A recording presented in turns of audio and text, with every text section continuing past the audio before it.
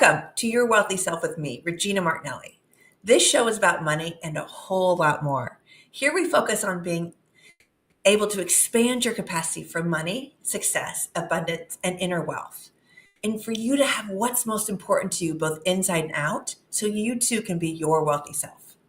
And today is one of those days where we get to talk about a whole lot more. Today, we are continuing our conversation on women's self-sovereignty and why it's so important. And for those of you who this may be unfamiliar topic, what I mean is it's about having authority over yourself, your life, and how you choose to create it. You don't have to people please, dim your bright light to make somebody else happy or not feel bad about where they are.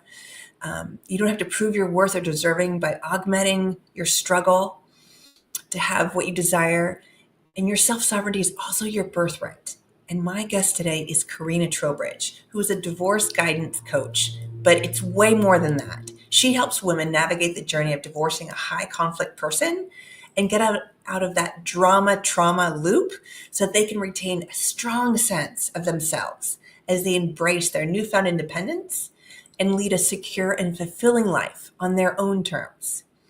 Okay, Karina, I loved our, oops, I gotta put you on. There you are. Hi. Hey. I loved our first part of the chat on last week's episode. So if any of you haven't seen it, please go back and watch it because we're going to pick up the conversation right where we left off. So now let's dive into this amazing topic even more deeply. When we left off, I had asked you about high conflict people, and you said there's this thing that you do called BIF, which is brief.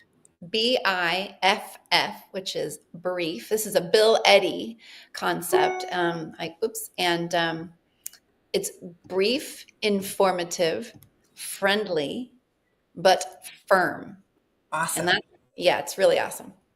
So where we had just run out of time is I was asking you, as your clients use this with their high conflict, it could be your spouse, your boss, your sibling, your parents.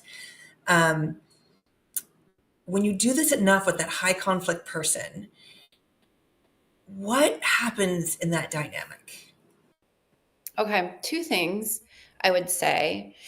One is I can tell you how I morphed the BIF into a rapport with boundaries statement, if you want me to do that. Please. And then, because that kind of illustrates how we kind of get some movement to actually change the dynamic. So you can sort of like begin to see where you may be in a cycle of abuse. And then in real time, notice where you are in that cycle and step out of it, right? Mm-hmm. So if there's a lot of things I could say, but the statement that I like to use that is Bill Eddy's BIF, brief, informative, friendly, but firm statement with a little bit of mirroring neurons, magic, and NLP in it is, I appreciate that you. Okay. So you start communications that way. Yeah. So I have a lot of clients that will text me because there's a big argument about finances, like, why did you spend that much on the Visa bill? Or I can't believe you did this, and it's a text message, or it's in person in a meeting. And so a good way to kind of step around that pitfall, right? Right? Because we don't want to, right? Like sometimes there's just no point in engaging in that question. That's not really a question, right? It's meant to be controlling. Yeah, because the why question isn't really going to it's not going to be a good enough answer. It's not like, well, our kid was dying, we needed to pay the deductible at the hospital, because it would have said that. It's actually kind of a leading question. Right. So let me just say really quickly, I say, is the person asking for information? Give them information. Are they asking you a question to have an effect on you? Leave it alone. Are they saying something to you to give you information? Accept it. Thank you. Are they telling you something to have an effect on you? Leave it alone. Oh, that's great. Yeah, it's a good one. It's really helpful. And so on this magical BIF statement, it's a question about why'd you spend $2,000 on therapy? Okay. No, yeah, finances, but it's about finances. So we have to think about this a little bit ahead of time. I appreciate that why do we do that? Because Bill Eddy will say, this is partly Bill Eddy, he'll say that when we say I appreciate it, we get their attention. And so what I would say is when we go back to the rapport comments that we were making before, yeah, when you say I appreciate, they definitely perk up, and it is a little bit like mirroring, like the mirroring that you would get from a primary parent. I appreciate that you, and then you fill in your core value here, Ah. little social cue. I appreciate that you are prioritizing finances. Okay, now Bill Eddy says, that's my thing. Insert the core value there because we're just like, right? It's just a little reminder about what we're actually talking about so that we can have our personal sovereignty, full Yes. self-expression, and our authentic self, right? And then the next thing is give a gift. That's what Bill Eddy says. And Bill Eddy says, for some reason, when we give a gift, they want to give a gift back. And so we know mirroring neurons, right? When we smile, somebody will smile back. So the way we give a gift is I will send you the accounting for the expenses. I am also prioritizing finances. Mm. I have been prioritizing finances and I will continue to do so. I have created a great budget that's working well and I'll continue to work within my budget. Those are all gifts. And then we have the boundaries part. But but therapy is a must have. Therapy I definitely am going to pay for each month and it'll be about 2000, or but I'm not willing to blah blah blah. Or and Bill Eddy says for some reason when we say but not this, when we create a boundary and we say not this, and you and I will, the work that we've done, what you and I know is that creature neurology is kind of like, oh, that didn't work. So it will try something new. And it's almost like saying that manipulation didn't work. So we'll try something new. So I appreciate that you are prioritizing finances. I've been prioritizing finances and I will continue to do so, but I will keep paying for therapy. That's really important to me. And here's the kicker. This is the part that I created that I think is really important. Yeah. Let's keep talking about it and see if we can't find something that works for both of us. Because what that does is it signals that it's not your rules, that this has to be a consensus. And it sort of takes out all the charge. Oh, I love it. Takes out all the charge. Okay. And So when to you, answer your question, and I'll yeah. answer your question if you want. Okay, so we have that little background. If we do that kind of thing enough times where we're sort of checking our prior patterns where we would respond to a text within 10 minutes or an email within an hour. Now we're sort of extending the response times. Now we're sort of changing the dynamic. And when we're speaking in this way, what happens is we take the hit that they get when they get to feel superior. The It's charge like like the high or the, the charge or the high is a little bit about putting you in your place, having you be inferior and having them be superior, right? So yeah. when we can reduce that charge, it's not fun anymore. And then it will naturally dissipate until it just stops. And actually, what I love about this is it's really in everyone's best interest. It really holds everyone in the highest. So eventually, that person can learn how to actually engage with me or with my client. And we may actually be able to have a good relationship. Or, okay, let's say this we may be able to have satisfactory conversations where we actually get something done in the conversation. Oh, I love that. And that just is, as you said, better for everybody. Everybody's nervous system, Yes. everybody's anxiety, everybody's sense of feeling safe, everybody's sense to communicate. It's And good that for feeling of everybody. being heard, right? Like everyone gets to feel heard. Right. So I have to ask, when you do this enough with a high conflict person and they're not getting their high from picking on you and making you the target and coming at you, is there any repercussions? Like, do they then try more, bring in a bigger bat, or like, a bigger dose of anger? What have you seen, or what can we do about that? Super, super, super important question. Thanks for asking that. Yeah. Yeah. So the reason that I created all of this, or the reason that I used Bill Eddy's strategies, or the stuff that I've learned through transformational NLP, is to avoid a concept called splitting, which is a psychological term. It's not splitting from your boyfriend. It's that aspect, it's the way that we split from ourselves that high conflict people do when we sort of fall off our pedestal and then they have us be from all good to all bad, because it is a binary system. There is a polarity. It's either all or nothing. It's either black or white. Right. It's where they're searching for like being guilty or being innocent. Yes. And in order to be innocent, somebody else has to be guilty. So they're constantly in this toggle. Okay, yeah. Yes, Keep exactly. going. Yeah. And so the problem is when there's splitting, then we get knocked off our pedestal. We go from all good to all bad. Yeah. When that happens, then that high conflict person no longer wants to just divorce us. They want to destroy us.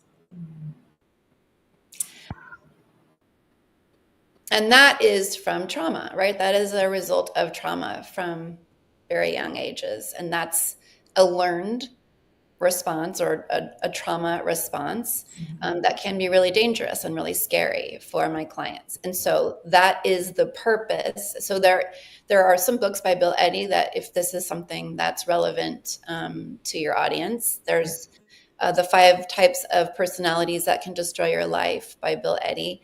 And there's another book called Splitting by Bill Eddy. And so my focus when I get, and actually I'll say one more thing if you don't mind. Please.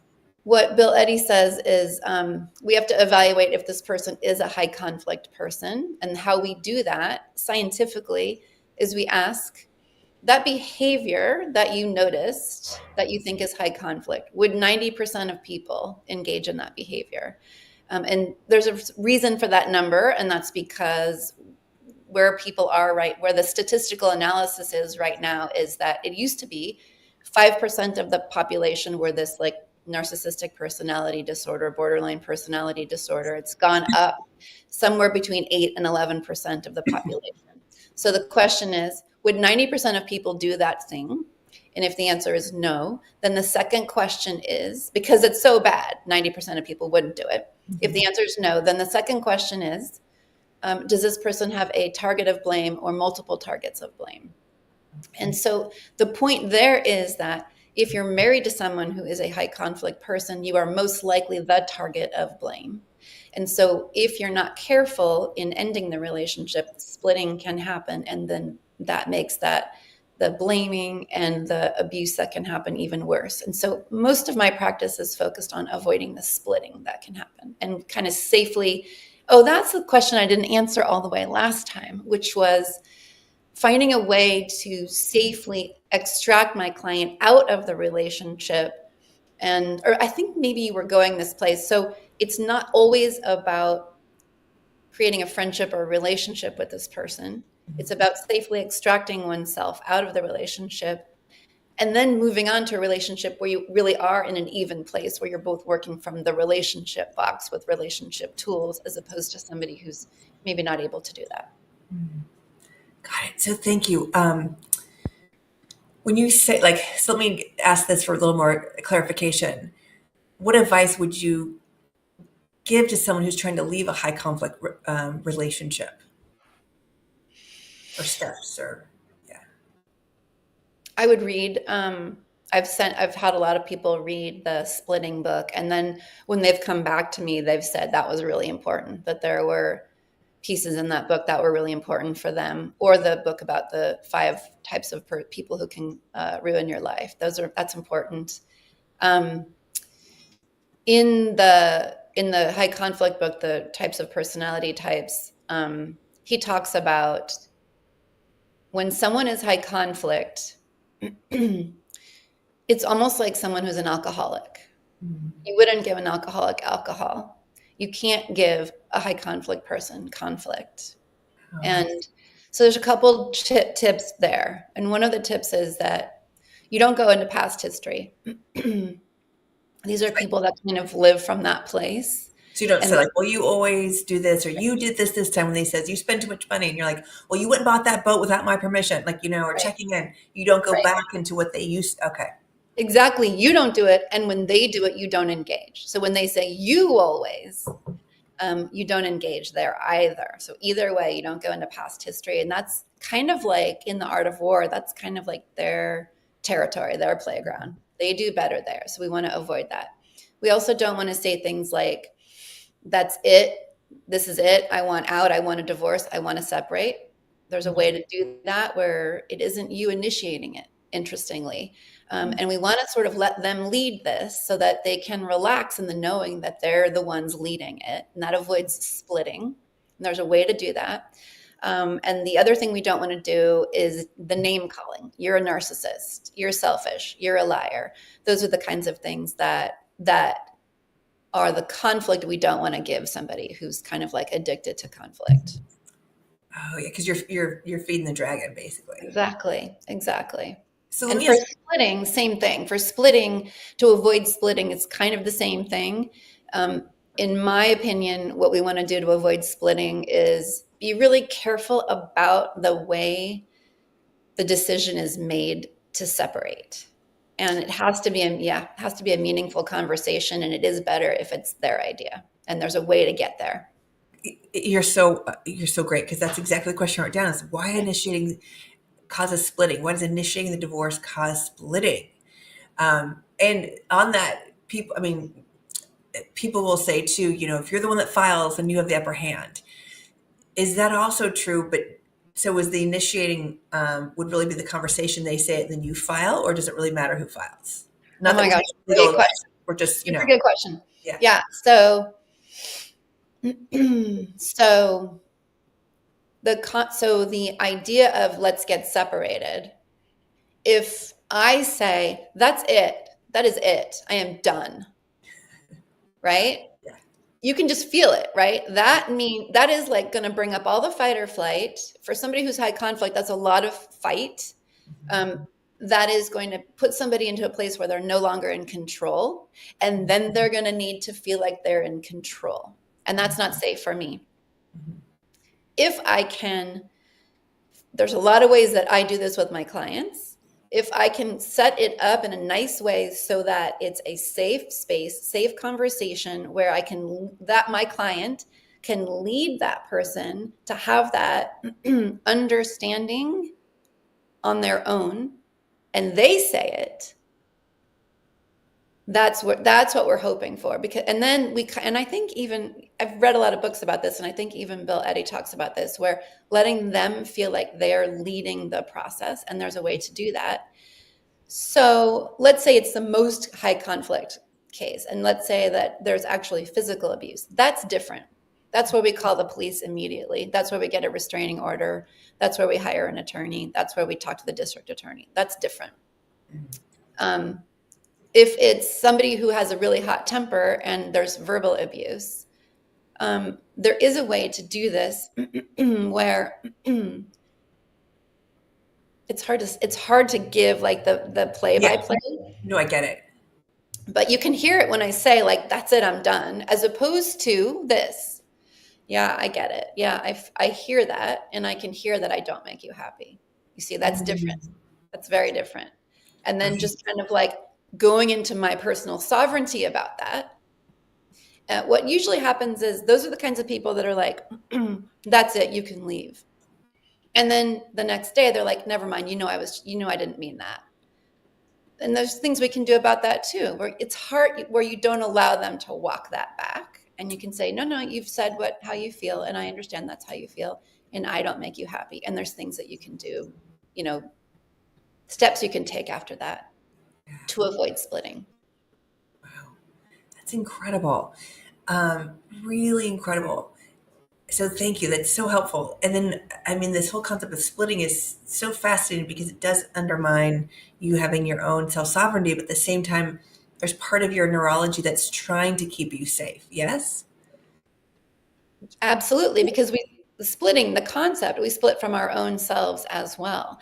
This is a universal thing. This is important in the workplace with our bosses to avoid splitting. This is important with our parents when we go home for Thanksgiving or Christmas, to avoid splitting or to avoid creating more conflict. It's important with, people that we meet out in the world that appear to be high conflict people. So it is the comment that I've gotten is it feels duplicitous, right? Because you're having certain kind of languaging and you're not allowed to argue back. But when we think about our personal sovereignty, right, and our real authentic self-expression, the arguing back isn't really our heart's wisdom. It's Yeah. actually this place of being in rapport with ourselves from a calm, regulated nervous system to be able to say the things that we eventually will say once we focus on this and bring it to conscious awareness.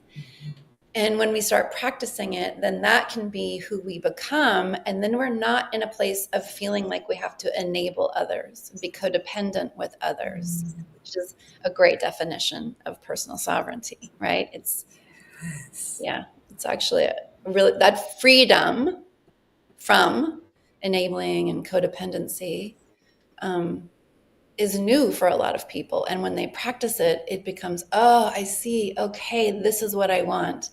And then once they leave that partner, they can start their new normal in that way. Yes. Oh my God, that's so beautiful. Thank you, Karina. It's amazing work. And it reminds me of um, like my losing my self sovereignty in my own family's dynamic. Yet with my 5 year old, I can really hold space. I can let him have a tantrum about, not having a treat or, you know, right before bed and all that stuff. And you're just like, okay, I see you're upset. And you just hold it. And then he kind of gives up and, it's out and we kind of go back, right? Like children are so close to that neurology. They're so in it.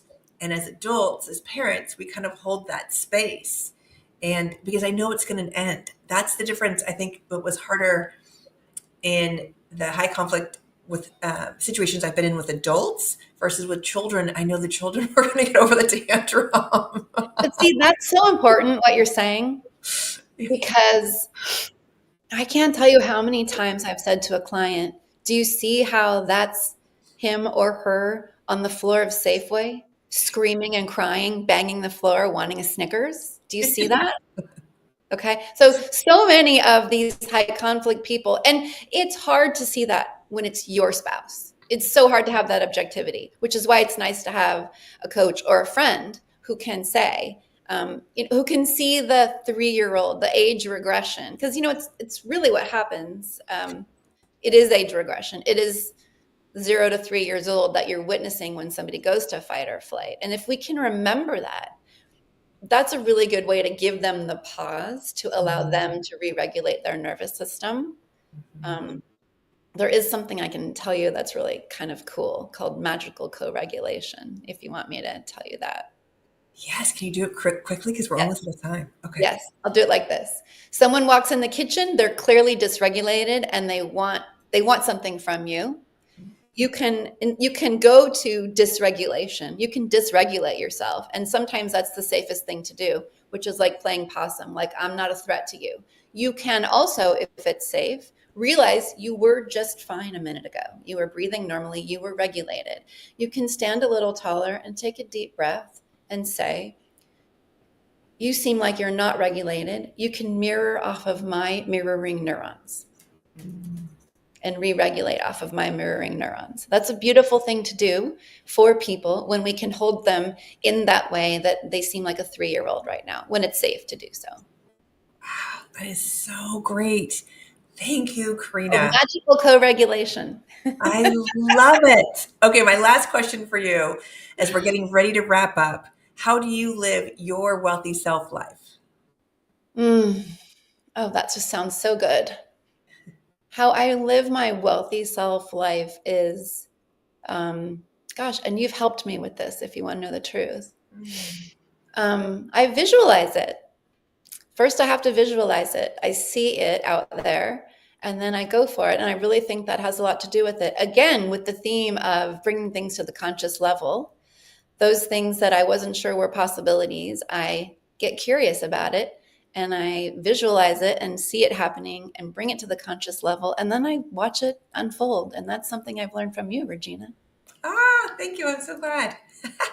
Well, thank you, Karina, for being here with us today. And thank you for all the incredible work that you are doing to guide women into their newfound independence and having them fulfill their life that they designed with their self sovereignty.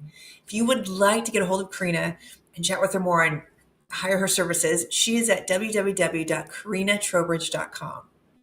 And if you got something out of today's show, please share it. There is enough fear and anger and hurt in the world. Let's bring in more joy and happiness.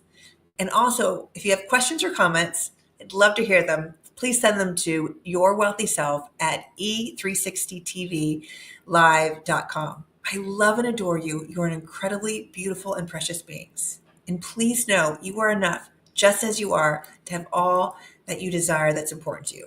And I will see you next week.